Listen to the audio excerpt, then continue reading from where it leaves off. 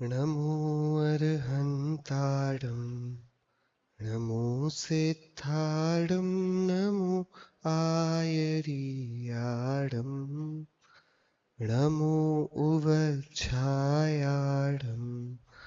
नमो लोय सफ्साहूडम् मंगलम भगवान वीरो मंगलम गौतमो गणे मंगलम कुंद कुंदात्यो जैन धर्मोस्तु मंगलम सर्वमंगल्य मांगल्यम सर्वकल्याणकारकम प्रधानम सर्वधर्माणां जैनम जयतु शासनम जैनम जयतु शासनम जैनम जयतु शासनम मोक्षमार्गस्य नेतारं भेत्तारं कर्म भूभृतां ज्ञातारं विश्वतत्त्वानां वन्दे तत्गुणलब्धये वन्दे तत्गुणलब्धये वन्दे तत्गुणलब्धये वन्दितु सर्वसिद्धे ध्रुवमचलमणोवमं गतिं पत्ते वोच्छामि समयपाहुर् मिणमोऽसुत केवली भणितम्।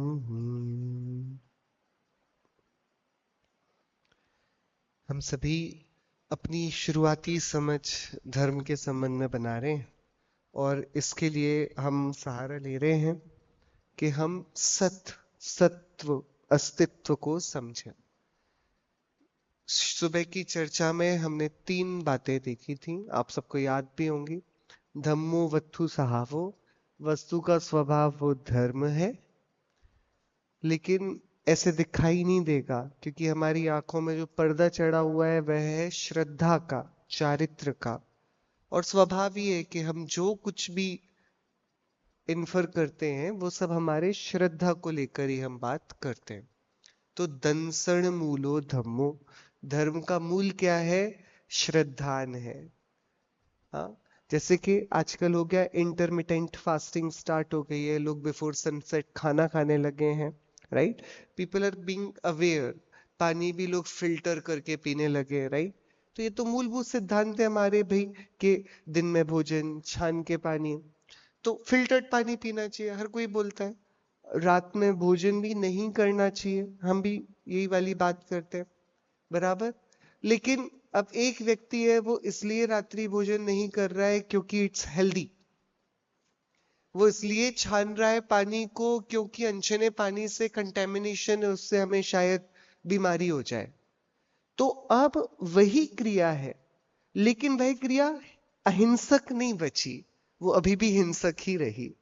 2 दिन में भोजन किया, लेकिन अब यहां पर दर्शन की चादर देह की आसक्ति है कि मैं हेल्दी रहूंगा, it's good for me, metabolism सब बढ़िया रहेगा, पाचन अच्छा रहेगा, तो मैं दिन में ही खा लूंगा, रात में सोने से और भोजन के बीच में 2-3 घंटे का गैप होना चाहिए। तो देखो, क्रिया तो एक सी है कि वो भी रात को नहीं खा रहा है, वो भी पानी फिल्टर्ड पी रहा है।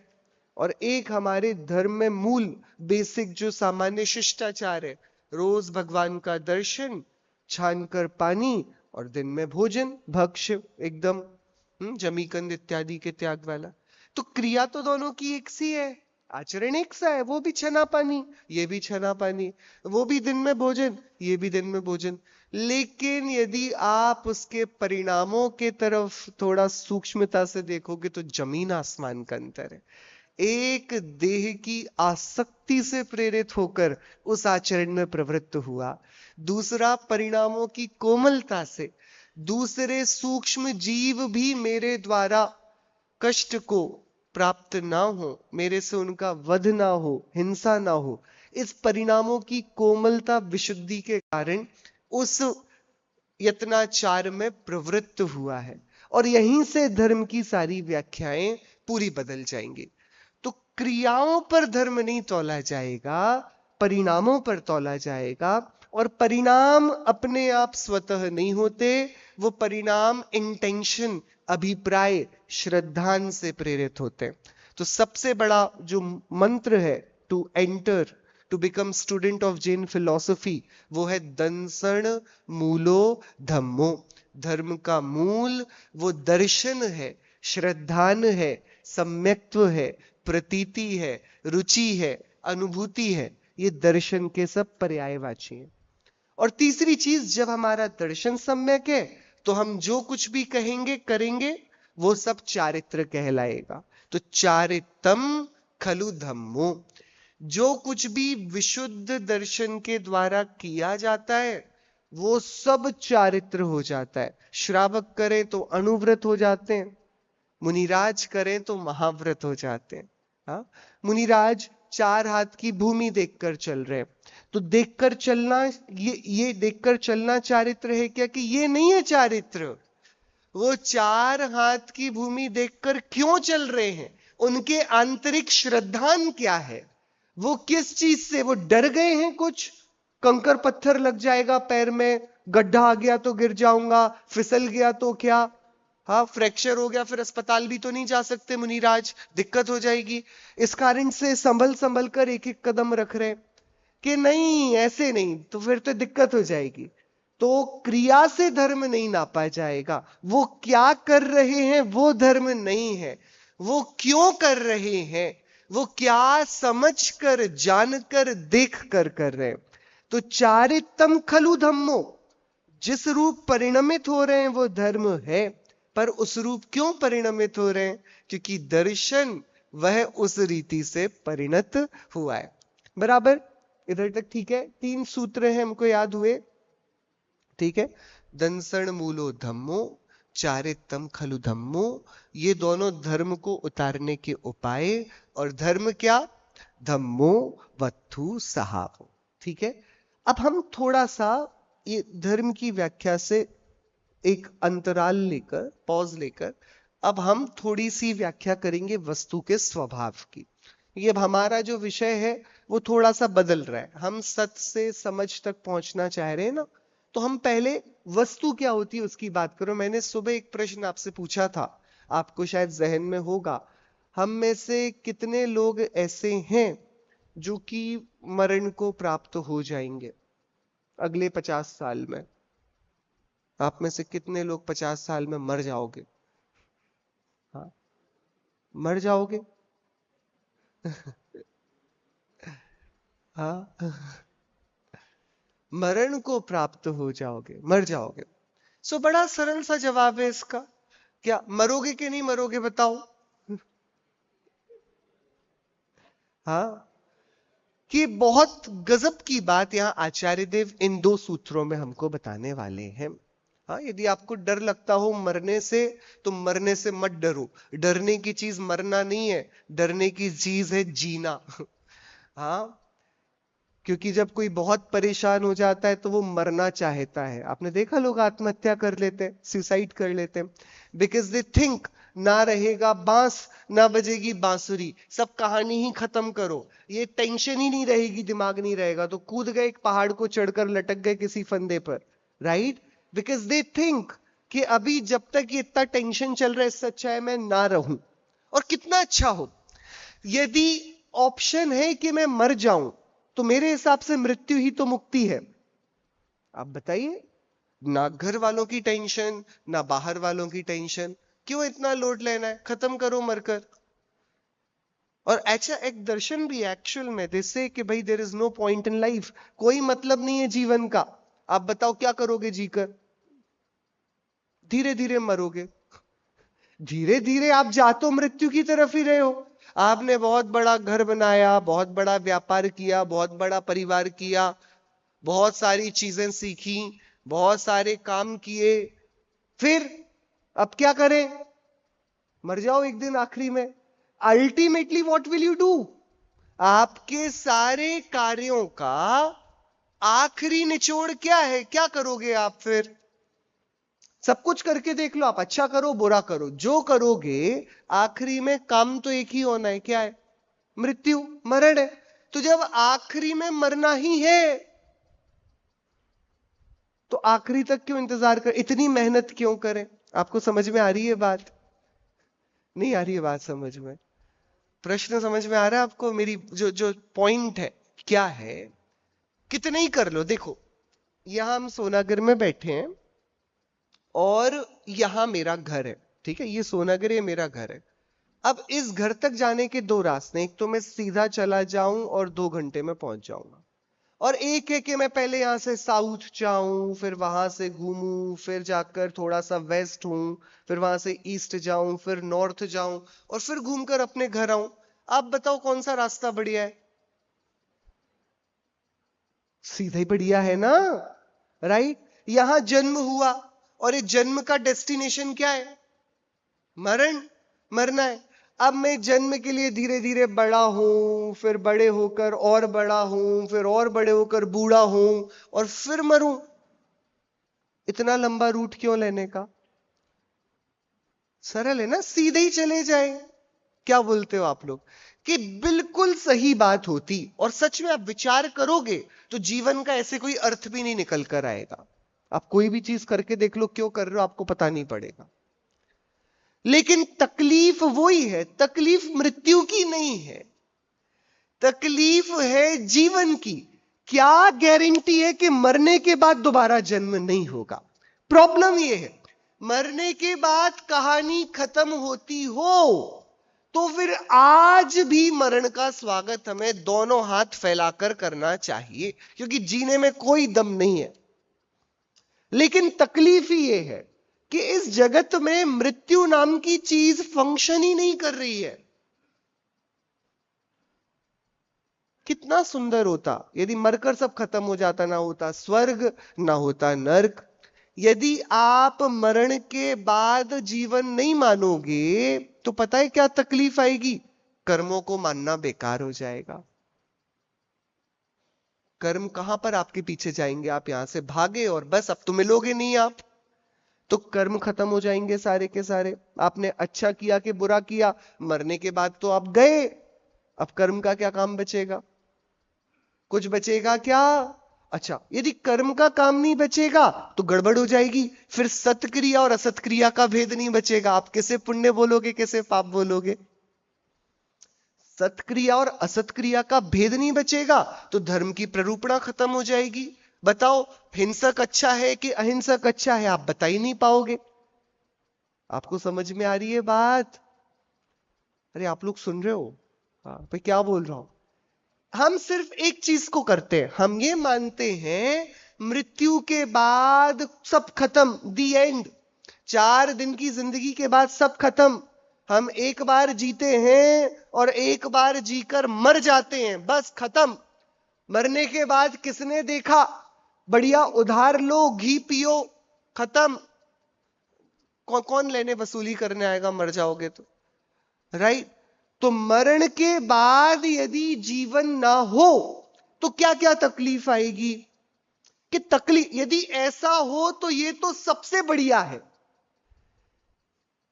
100 चूहे खाकर बिल्ली हज को चली, जिंदगी भर पाप करने का और फिर एक छोटी सी गोली खा के मर जाने का, खत्म बात।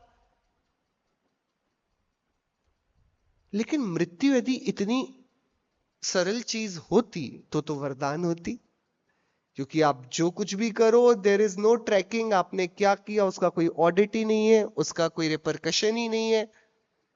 तो इसलिए मृत्यु अभिशाप नहीं है, अभिशाप जीवन है। लोग मृत्यु से डरते हैं और एक्चुअल में डरावनी चीज मरण नहीं है, डरावनी चीज है जीवन। क्योंकि कैसे भी जीते रहना यह सॉल्यूशन नहीं है, क्योंकि मृत्यु इस वस्तु व्यवस्था का कोई भी सिद्धांत है ही नहीं। There is no concept of death, there is only concept of change. There is only change that happens, सिर्फ परिवर्तन है, नाश नहीं है। और इसलिए जगत की प्रत्येक वस्तु को नाम दिया जाता है सत। क्या बोला जाता है? क्या बोला जाता है? सत। सत मतलब होना, सत यानी कि होना। जिसकी सत्ता है, जिसकी हयाती है, जिसकी अस्थि है, जो अस्तित्व को लिए हुए है, वो क्या है? सत।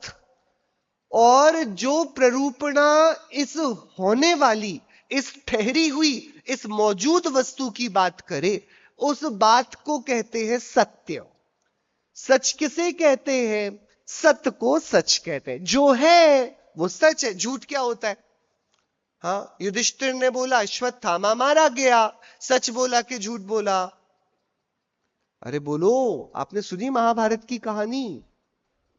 हाँ, बोला। तो सच मतलब क्या और झूठ मतलब क्या? सच यानी जो सत्तावंत है, जो है, उसको कहना, वो सत्य। और जो नहीं है उसको कहना, वो असत्य। कितना सरल हो गया। सत्य और असत, इससे पता पड़ेगा कि सच कहा जा रहा है या झूठ कहा जा रहा है। बराबर। तो सबसे पहले जो भी वस्तुएं हैं, हम इनका नामकरण कर रहे हैं। हम इन वस्तुओं को क्या बोलेंगे? सत। क्या बोलेंगे? और सिद्धांत आया सत द्रव्य लक्षणम। क्या सिद्धांत आया? मुझे आवाज नहीं आई। सत द्रव्य लक्षण। द्रव्य कौन होता है? जो होता है। द्रव्य किसे कहते हैं? जो होता है उसे द्रव्य कहते हैं। बात समझ में आई? द्रव्य की इससे सरल और क्या परिभाषा होगी? सत द्रव्य लक्षणम। सब्सटेंस क्या है? कि जो है वो सब्सटेंस है। आप किसी को भी उठाकर देख लो, ये क्या है? कि ये सब्सटेंस है। ये क्या है? कि ये सब्सटेंस है। वो क्या है? वो जो है वो कुछ तो होगा ना। बराबर। तो जो है वही द्रव्य है। सत द्रव्य लक्षणम। बराबर। पक्की बात? अरे भैया, मैं आपसे पहला प्रश्न पूछ रहा हूं। पहला 3 प्रश्न यदि हमें समझ में आ जाए, हमारे जीवन को दिशा मिल जाएगी, दिशा मिल जाएगी। पहला प्रश्न है, क्या मृत्यु के बाद जीवन है या नहीं? What do you think? आपका क्या उत्तर है? Are you sure? क्या मरने के बाद हम जीते हैं? क्योंकि यदि मृत्यु के बाद जीवन नहीं, तो तुरंत पढ़ाई पूरी बंद करके हमें यहां नहीं होना चाहिए। हमें कहीं आराम वाली जगह पर मस्त जीवन के सुखों का आनंद लेना चाहिए। बराबर। हाँ, देखो आप कितना कठिन है। बेचारे जैनियों से जो जो भी सुंदर है वो सब छुड़वा दिया गया है। हाँ, आप बताओ कितना, कितनी विडंबना है। अच्छा खा नहीं सकते, अच्छा कुछ पीने को नहीं है, अच्छी घूमने वाली जगह जा नहीं सकते। हाँ, आप बताओ क्या, जिस चीज में दुनिया मजा मान रही है वो चीज पहले दिन छुड़वा देते हैं हमसे। रात में मत खाना, मांस मत खाना, शराब मत पीना। अरे इनके अलावा सुख क्या है? दुनिया से पूछो पार्टी करेंगे तो पार्टी का क्या मतलब होता है उनका? क्लब जाएंगे आज, कुछ अच्छा खाएंगे, मतलब क्या होता है? आपको समझ में आ रही है बात? दुनिया में जो सुख प्रसिद्ध है वो हमको पहले ही दिन छुड़वा दिए जाते हैं और बोला जाता है हम तुम्हें सुखी होने का रास्ता बताएंगे। ये थोड़ा कॉन्ट्रडिक्शन नहीं है? हाँ, समझ में आ रही है बात? Can you relate?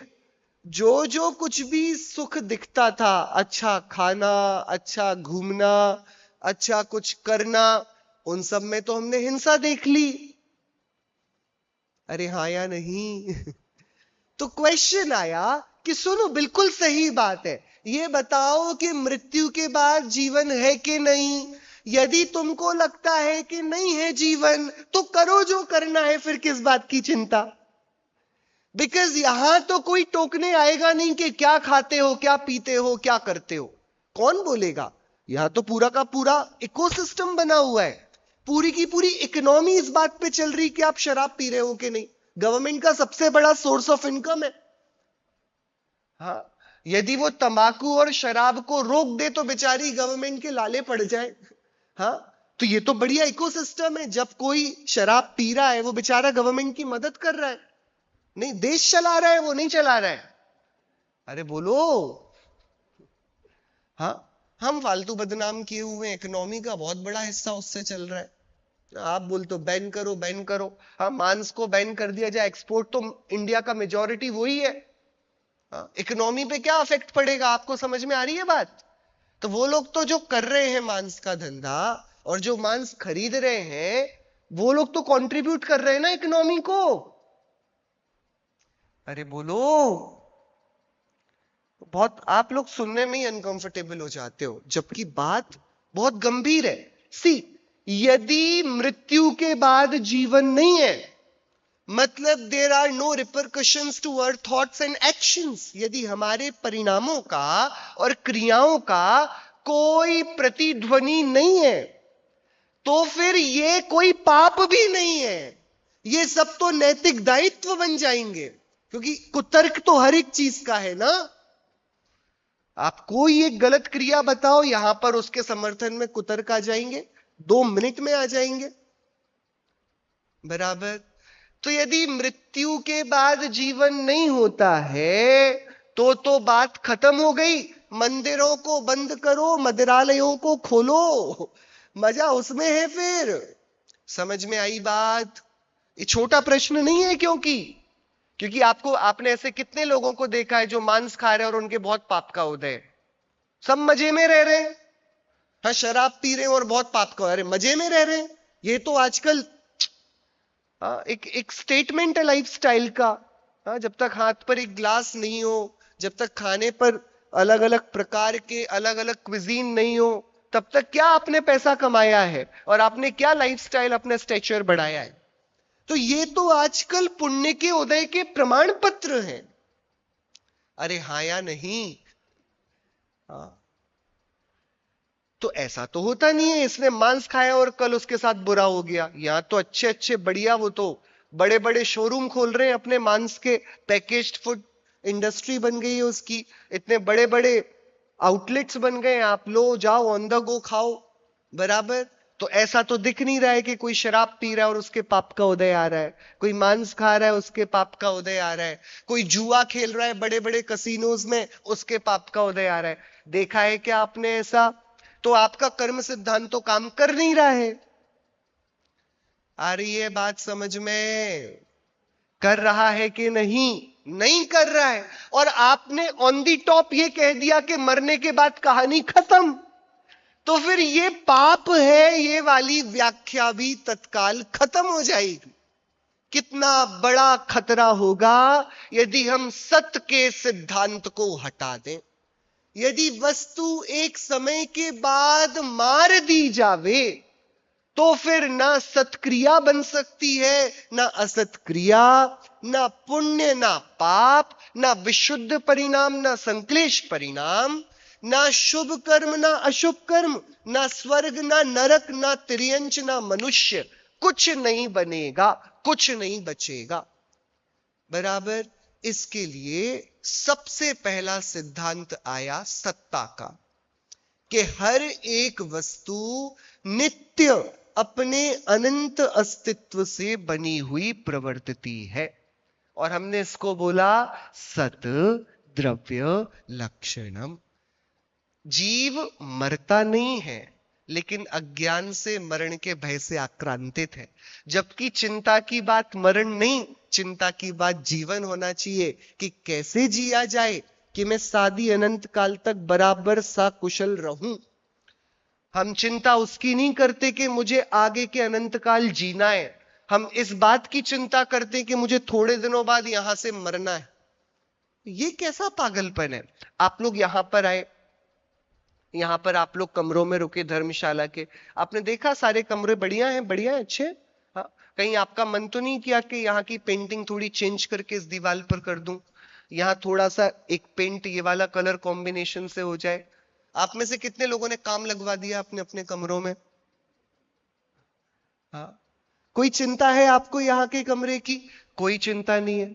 लेकिन आपके घर की तो चिंता करते हो ना? क्यों, ऐसा क्यों करते हो? आप यहाँ के कमरे की कर नहीं रहे हो। सिद्ध क्षेत्र के कमरों की आपको चिंता नहीं है, अपने कर्म क्षेत्र के कर्मों की चिंता है। वाई? हाँ, अपना है, और ये वाला क्या आपका नहीं है? ये भी तो आपका है ना 3 दिन के लिए।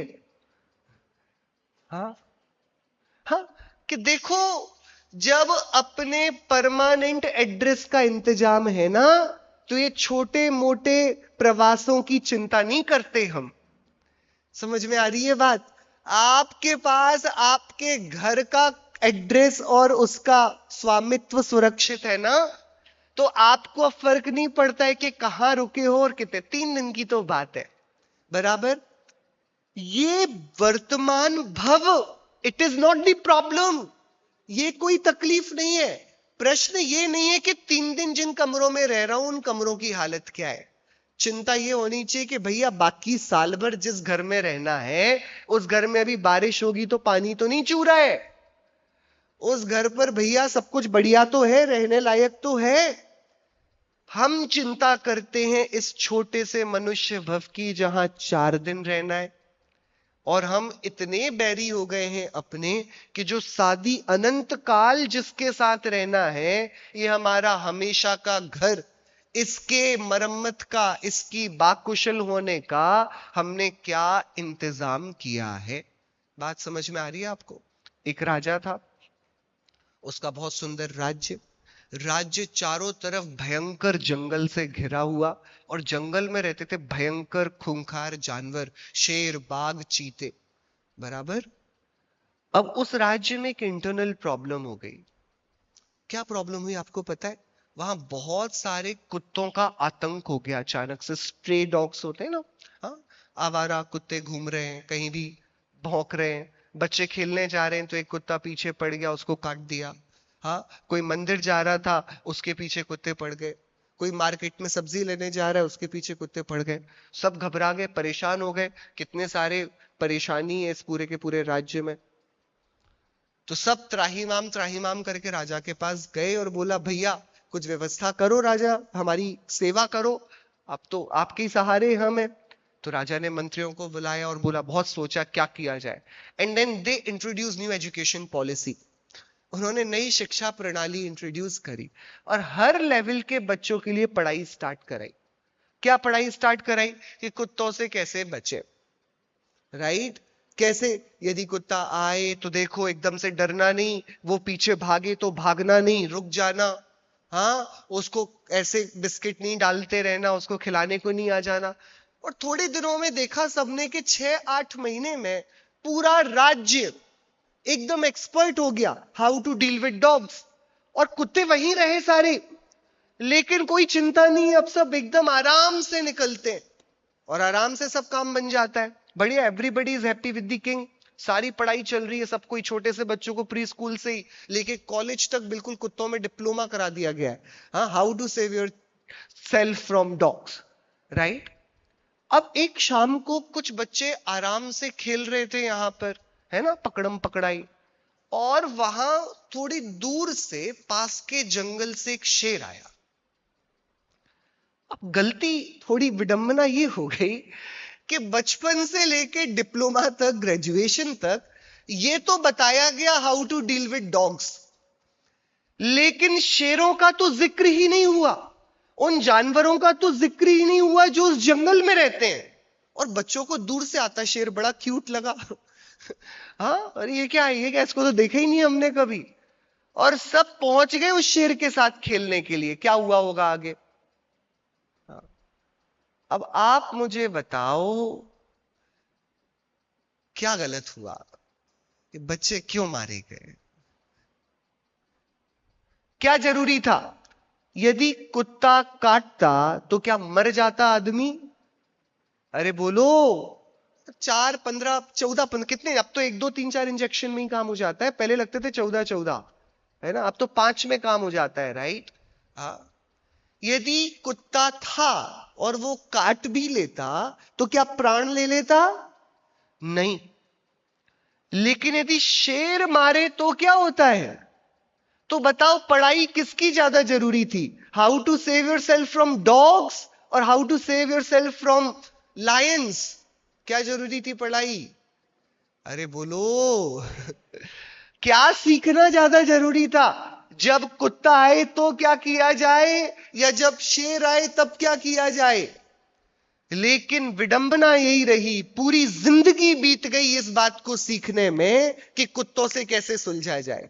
और इस बीच ये तो किसी ने सिखाया ही नहीं कि शेर भी तो आ सकता है पास के जंगल से। यही विडंबना है आज की एजुकेशन पूरी की पूरी सिस्टम की। हम सबको ये सिखाया जा रहा है कि अच्छा करियर कैसे बनेगा, आप अच्छा पैसा कैसे कमाओ, आप हेल्दी कैसे रहो, अपना बॉडी को कैसे के अप टू डेट रखो। Everything that is being taught वो आपको डॉग प्रॉब्लम से डील करना सिखाया जा रहा है कि इस भव से कैसे आप सुलझ के जाओ। पर अचानक से जब हमको लगता है 30 40 50 साल के बाद क्या है, लिव्ड वेल, मैंने बढ़िया बिजनेस कर लिया है, बढ़िया परिवार संभाल लिया है, तब अचानक से एक शेर आता है जो दिखता है बुढ़ापे का, मृत्यु का। And then we go clueless कि करना क्या है यार, इससे डील करना तो सीखा ही नहीं। पढ़ाई किसकी ज्यादा जरूरी थी? हाँ देखो, आपकी थाली में बहुत सारे प्रकार के व्यंजन है, या रूखी सूखी रोटी है, जिंदा तो आप रह लोगे। हाँ, ऐसा तो है नहीं कि जिनकी थाली में बहुत सारे व्यंजन होते हैं, जिनके घरों में बहुत सारे कमरे होते हैं, वही जिंदा रहते हैं। हाँ, कि सुनो, आजीविका यदि ठीक नहीं होती तो भी जीवन के चले जाने का प्रश्न चिन्ह नहीं था। मैं थोड़ा कम कमाता, कोई घाटा नहीं था। मेरा घर छोटा होता तब भी जीवन निकल जाता। मेरा भोजन रूखा सूखा होता तब भी जीवन निकल जाता। प्रॉब्लम उससे नहीं थी कि कुत्ता काटता तो क्या होता। लेकिन अब ये जो शेर आ गया है, and I don't know how to deal with it, ये बहुत बड़ी विफलता है। हम इस जीवन के बारे में बहुत एक्सपर्ट बन गए, पर वो जीवन तो 60 70 80 साल का है। इसके बाद की कहानी तो सादी अनंत काल की है, उसके बारे में कौन चिंता करेगा? गुणभद्र आचार्य देव की गाथा है आत्मानुशासन ग्रंथ में। पूर्व पुण्य से सहज प्राप्त हो, सुंदर आयु लक्ष्मी तन, पुण्योदय बिन मिले नहीं, जितने कर ले अति कष्ट सहन। कार्य कुशल जो श्रेष्ठ पुरुष, वे करके मन में यही विचार, इस भव हेतु यत्न शिथिल कर, पर भव का करते उपचार। क्या कहते? पहले दिन हमने और आपने बात करी थी कल, मैंने आपसे पूछा था ये आपको उंगलियां मिली हैं, हाथ मिला है, शरीर का कलर मिला है, रूप रंग मिला है, राइट? इसके लिए आपने क्या किया? कपड़ा कौन से रंग का ये तो आपने चूज किया, पर आंखों का कलर किसने डिसाइड किया है? तो आचार्य देव कहते सुनो, पूर्व पुण्य से सहज प्राप्त हो, सुंदर आयु लक्ष्मी तन। और यदि पुण्योदय नहीं हो तो फिर मिलेंगे भी नहीं, चाहे जितने कर ले अति कष्ट सहन। कितनी मेहनत करते हैं, आपको क्या लगता है जिसके पास बहुत धन संपत्ति उसने मेहनत करी है? हाँ, जिसने बहुत पढ़ाई करी है वही तो क्लियर करता है ना सीए का, मेडिकल का एग्जाम, यूपीएससी का एग्जाम, कि भाई साहब जाके तो देखो, मेहनत करने वाले लाखों होते हैं, निकलने वाले हजार होते हैं उसमें से, बराबर? तो ऐसा नहीं उन्होंने मेहनत नहीं करी, लेकिन पुण्योदय बिन मिले नहीं, कर ले जितने अति कष्ट सहन। तो देखो, पूर्व में किया वो अभी मिल रहा है। मतलब क्या हुआ कि अभी किया कल मिलेगा, आज नहीं मिलेगा। हमें लग रहा है मैं आज मेहनत करूंगा तो मेरा आज का जीवन सुंदर बनेगा। नहीं भैया, गलत बात है ये। हाँ, पुराना किया आज मिल रहा है, क्योंकि कर्म में आबाधा चलती है। कर्म अभी करो तो अभी उदय नहीं आता है, कर्म की मैच्योरिटी होती है ना, उस मैच्योरिटी के बाद वो फल देना शुरू करता है। तो पूर्व में किया उसके कारण आज जो कार्य हो रहा है वो हो रहा है, और अभी जो कर रहे हो इससे कल कार्य होगा। अभी इसको लग रहा है मैं तो बढ़िया कर रहा हूं, एकदम लोग पाप किए जाते हैं और उनको लगता है क्या हो रहा है, सब तो बढ़िया चल रहा है, मेरे घर पर कोई अफेक्ट नहीं आ रहा है, बिजनेस बढ़िया चल रहा है, इनकम बढ़िया हो रही है, कोई पाप का उदय होता भी है क्या? अरे नहीं, इन सब बातों से क्या होता है? हाँ, कि सुन भैया, कर्म बहुत चालाक है। हाँ, यदि यहां पर जितनी बार आप पलक झपको उतनी बार कोई आपको पीछे से धक्का देने को तैयार रहे, आप जागृत हो जाओगे, आपको झपकी नहीं आएगी, क्योंकि जैसे ही आप करो वैसे ही उसका तत्काल फल मिल जाए, आप करना छोड़ दोगे। बराबर? आप समझना इस बात को। चोर ने चोरी करी, और तुरंत पकड़ा गया और तुरंत इंस्टेंटली उसको सजा मिल गई तो कोई चोरी नहीं करेगा। समझना, देखो इंडियंस हैं यहां पर, अपने अपने शहरों में रहते हैं, घरों में रहते हैं बराबर, तो देखो यहां पर कोई कहीं भी कचरा डाल देता है, हाँ लोग नॉर्मली कहीं भी थूक देता है, ये यही बंदे को आप ले जाकर सिंगापुर भेज दो, यूएस भेज दो, यूके भेज दो, अचानक से उसके अंदर शिष्टाचार आ जाता है। हाँ, अब वो कचरा डस्टबिन ढूंढेगा, फेंकेगा, वही का वही आदमी, ये 4 दिन के बाद वापस इंडिया आएगा ना, वो वापस वैसे ही करेगा। ये 4 दिन में इसके अंदर इतना ड्रास्टिक चेंज कैसे आ गया है? अरे बताओगे आप लोग? 4 दिन में इसको किसने सिखा दिया कैसे चलना, कैसे बैठना? कि वहां पर पकड़े गए तो इंस्टेंट रिवॉर्ड है ना, तुरंत फाइन है ना। जब कर्म का फल तुरंत दिया जाए, आदमी कर्म करना बंद कर देता है भाई साहब। तो कर्म को ये पता है, कर्म को पता है इसने पाप किया और मैंने अभी इसको पाप का फल कर दे दिया, तो ये पाप करना छोड़ देगा, और इसने पाप करना छोड़ दिया तो मेरी तो दुकान बंद हो जाएगी। यदि कर्म का दुकान बंद हो गई तो फिर बिजनेस मॉडल ही फेल हो जाएगा ना।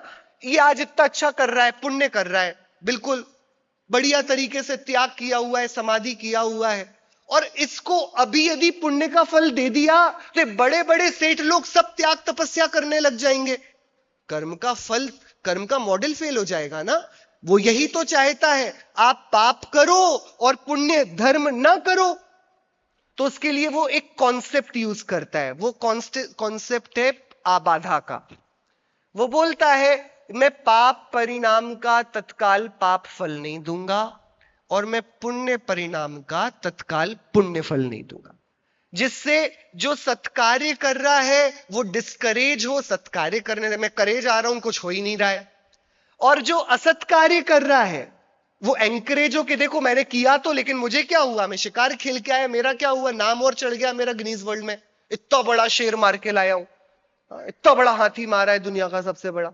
तो पाप का फल तत्काल पाप नहीं मिलता, पुण्य का फल तत्काल पुण्य नहीं मिलता, और इसके कारण जीव को भ्रम रहता है कि इन बातों से कुछ नहीं होता, जो कर रहे हो करो, मजे में मस्त रहो, क्या फर्क पड़ता है ये सारी बातों से, ये तो डराने की बातें हैं।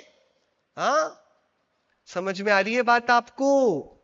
तो पूर्व में जो किया वो वर्तमान में मिलेगा, मतलब अभी जो किया जा रहा है ये भविष्य में मिलेगा। इसके लिए स्मार्ट कौन है, इंटेलिजेंट कौन है? जो इस भव की चिंता छोड़कर पर भव के लिए प्रयत्न करता है। उसको पता है देखो आज मैं बैठ भी जाऊं ना तो मैं भूखे नहीं मरने वाला हूं। क्यों? क्योंकि इसका इंतजाम मैं पहले कराया। यदि पाप किया होगा तो सीता सरीखों को भी वनवास जाना पड़ेगा, फिर भले ही राजपुत्री क्यों ना हो, दशरथ की बहू है, राम की पत्नी है, अपहरण करके ले गया रावण, क्या करोगे? और यदि पुण्य किया होगा तो देखो जंगलों गए और वहां जंगलों में महलों जैसे इंतजाम हुए राम लक्ष्मण सीता के, देखो तो आप। हाँ, वहां वनवास कहने को, और जितने मजे अयोध्या में नहीं किए उतने तो 14 साल किए उन लोगों ने, आपने देखा। ये तो आखिरी आखिरी में हुई गड़बड़, हाँ, रावण के आने की। बाकी तो सब बढ़िया चल रहा था, मुनिराजों को आहार चल रहा था, हाँ, तीर्थंकर केवलियों के, मुनिराजों के उपसर्ग दूर हो रहे थे, देशभूषण कुलभूषण के। क्या कमी थी? जहां जा रहे थे वहां लोग आ रहे थे, बराबर। कि यदि पुण्य है तो बिना किए भी सब है, और पाप है तो सब कुछ किए भी कुछ नहीं है। इसलिए इस भव का इंतजाम मेरा हो गया। जो कार्य कुशल श्रेष्ठ पुरुष हैं, ये मन में विचार करके वे क्या करते हैं? They are not worried about this life, they are worried about the lives that are coming after. समझ में आ रही है बात आपको? आपको किस चीज की चिंता है? घर वालों का क्या होगा, ये लोग कर तो लेंगे ना, ये थोड़ा इनका क्या होगा हमारे बात, कितना सोचते हैं हम इन सारी बातों में, है ना। यहां बोल रहे हैं सुनो, दूसरों की चिंता बाद में, पहली बात सत द्रव्य लक्षणम, वस्तु वह अस्तित्व स्वरूप है, और अस्तित्व त्रिकाल होता है। वो पहले भी थी, तभी तो जो कल था वो आज घटित हो रहा है, ये कर्म के उदय। वो आज भी है, और आज जैसी वो है वो कल भी दोहराएगी अपनी इसी परिणति के अनुवाद को। तो वस्तु तीनों काल रहती है। कैसे रहती है? उत्पाद व्यय द्रव्य युक्तम सत। कैसे रहती है वस्तु? उत्पाद व्यय द्रव्य युक्तम सत। कैसे रहती है वस्तु? उत्पाद व्यय द्रव्य युक्तम सत। आप लोगों ने अंगूठी पहनी होगी, सोने की अंगूठी। हाँ, एक बार देखो आपके सोने की अंगूठी है, ठीक है। हाँ, उसमें क्या लगा है वो नहीं, सिर्फ सोने को देखना है, ठीक है। उस सोने की अंगूठी में अंगूठी ज्यादा है कि सोना ज्यादा है? देखना आप लोग थोड़ा। आप लोग हाथ में उंगली में अंगूठी पहने हो कि सोना पहने हो? आप क्या पहने हो? अंगूठी है कि सोना है? नहीं नहीं, उसमें अंगूठी कितनी है और सोना कितना है?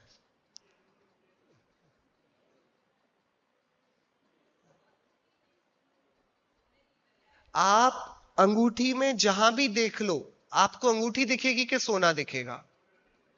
अंगूठी में अंगूठी कितनी है? सोने की अंगूठी में सोना है या अंगूठी है? अरे बोलो। तो अंगूठी नहीं है।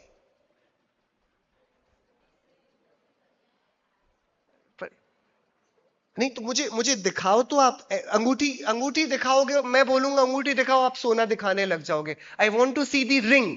Where is the ring in that gold ring? अंगूठी में अंगूठी कहां है? आप बताइए अंकल। नहीं है कहां वो, दिखाओ तो आप। जो उसका गोल गोल है, हाँ वृत्त है जो उसका, वो सोना है कि अंगूठी है? नहीं तो मुझे तो अंगूठी देखनी है। क्या है वो? कि अब ये वाली बात आचार्य समझा रहे हैं। आचार्य क्या कह रहे हैं कि एक द्रव्य है, उस द्रव्य में तीन बातें एक साथ हैं, और दो बातें आपको दिखाई देंगी। एक उसकी अवस्था दिखाई देगी, और एक जिस अवस्था को लिए हुए वह वस्तु स्वयं है। सोना ये द्रव्य है, और उसका आकार विशेष वो अंगूठी, वो उसकी पर्याय है। बराबर एक साथ ही है दोनों। जहां अंगूठी है वहीं सोना है, जहां सोना है वहीं अंगूठी है। लेकिन आप एक को ढूंढने जाओगे दूसरा नहीं मिलेगा। दोनों है कि नहीं? तो हर एक सत्य में तीन बातें होती हैं। दो बातें पर्याय को केंद्रित हैं और एक वस्तु को। वह वस्तु निरंतर बदल रही है, उसको बोलेंगे उत्पाद व्यय। क्या बोलेंगे? उत्पाद व्यय। क्या बोलेंगे उसको? मुझे आवाज नहीं आ रही है। उत्पाद मतलब नई अवस्था का आना, और व्यय मतलब पुरानी अवस्था का जाना। ये पहले अंगूठी नहीं था सोना, ये इसका बिस्किट होगा। उसको पिघला और फिर उसको अंगूठी का आकार दिया। तो पूर्व पर्याय का नाश हुआ, नवीन पर्याय का उत्पाद। लेकिन जब वो पहले था ना बिस्किट, और अब वो अंगूठी बन गया है, तो क्या अंतर पड़ा दोनों में? सोना तो वही है ना। कौन सा वाला सोना ज्यादा अच्छा था? वो वाला पूर्व अवस्था वाला कि अभी वाला? हाँ, पहला वाला ज्यादा अच्छा था, अब अच्छा नहीं है। नहीं नहीं, हमने कुछ नहीं मिलाया, हमने सिर्फ पिघालकर आकार बदला। If we do not change any proportion, उसमें कुछ नहीं मिला रहे, तो कौन सा बेटर है सोना? कि दोनों की वैल्यू सेम है। वो पेंडेंट के आकार में था, मैंने उसी को गलाकर अंगूठी बना ली। तो पेंडेंट ज्यादा वैल्यूएबल है कि अंगूठी? वैल्यूएबल कौन ज्यादा है? कि दोनों में उस रूप से कोई अंतर नहीं है, वो है द्रव्य। बराबर, वो है उसका द्रव्य, which does not change. Pendant से अंगूठी बनी, उसमें सोने में क्या बदला? अरे बोलो। सोने की वैल्यू में कुछ नहीं बदला, वजन में कुछ नहीं बदला, चमक में कुछ नहीं बदला। लेकिन तब भी पूरा नाम बदल गया। उसको पेंडेंट कहते थे, अब रिंग कहने लगे। तो पेंडेंट का व्यय हुआ, रिंग का उत्पाद हुआ, और सोना वो का वो रहा। ऐसे ही ये मनुष्य का व्यय होगा, देव का उत्पाद होगा, लेकिन आत्मा तो आत्मा बना रहेगा। आप लोग मरोगे कि नहीं मरोगे? अरे बोलो। 20-25 साल बाद तो मर जाओगी कि नहीं? कि सत द्रव्य लक्षणम, कहानी ही उल्टी है। मृत्यु नाम का कोई सिद्धांत होता ही नहीं, सिर्फ परिवर्तन होता है। उस परिवर्तन को कहते हैं उत्पाद व्यय, और उसमें जो चीज ध्रुव बनी रहती है, कांस्टेंट, वो है द्रव्य। ये तीनों मिलकर बनाते हैं सत को, और ये सत बहुत बड़ी जिम्मेदारी है, ये बहुत बड़ी स्टैट्यूटरी वार्निंग है। क्या? कि सुनो, हम मर जाते तो बड़ी आसान होता। प्रॉब्लम ये नहीं है कि हम एक दिन मर जाएंगे, प्रॉब्लम ये है कि मरने के बाद हम फिर जिंदा हो जाएंगे। और तब क्या होंगे, क्या करेंगे, किन संयोगों में होंगे, उसका क्या उपाय है? यदि हमने उसका विचार नहीं किया तो गड़बड़ हो जाएगी। समझ में आया? आपको बात समझ में आई? प्रॉब्लम मैं मर जाऊंगा ये नहीं है।